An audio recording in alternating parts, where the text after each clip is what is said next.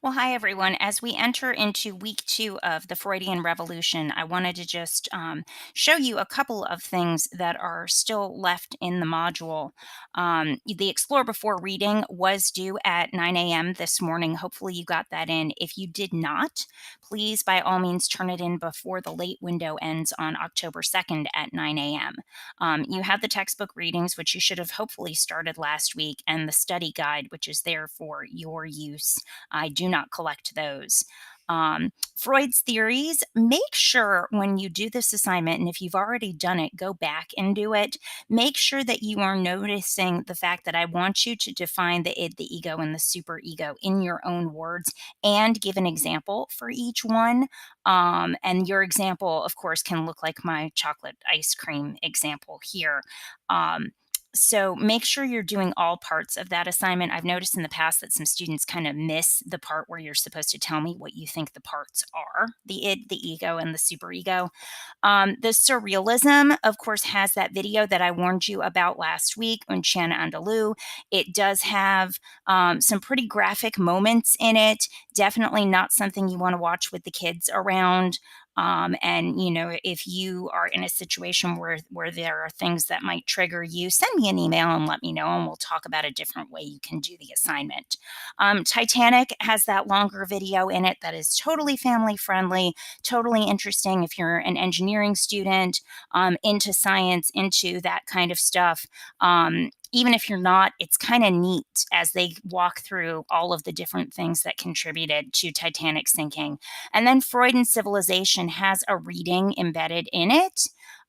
It's actually from our textbook, rather. It's a couple of pages in an excerpt. And this one is the discussion for this module.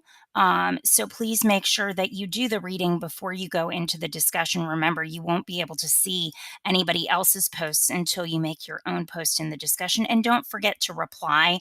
I noticed with the modernism discussion, quite a few of you actually missed the discussion, or some of you missed the reply. And those are valuable points. It's a great opportunity to communicate with your classmates, which I know can be kind of hard in an online class. It gets a little isolating. And then the last thing in the module is the test. Now, the test is due on the 11th, which is a week from this Wednesday, I believe. Please make sure you start the test by 11:59 p.m. And note you get one opportunity to take the test. So sit down, take it all in one sitting. Now, if something happens to Canvas, which sometimes happens to Canvas, make sure you call the Canvas folks and get a trouble ticket and let me know what's going on. We can talk about if your test needs to restart. If your internet takes a dive on you in the middle of the test, let me know that as well, and we'll see how far you got in the test, and we'll make a determination from there. But the goal is for you to get one opportunity to take this test. It is worth 100 points of your grade, so not quite as much as a paper, but definitely worth trying to do your best on. I did get some grading done in the modernist assault this weekend. I do still have some more to do. Please go ahead, take a look at the grades module, and see if you have questions about my comments, and I will get to the rest of that later this week. I also want to thank everyone who turned out for Peace Week activities. I will show you a couple of pictures and some stuff that happened from that week. We had great turnout for our event with Daryl Davis, and there were lots of opportunities for students to come to campus and do interesting things.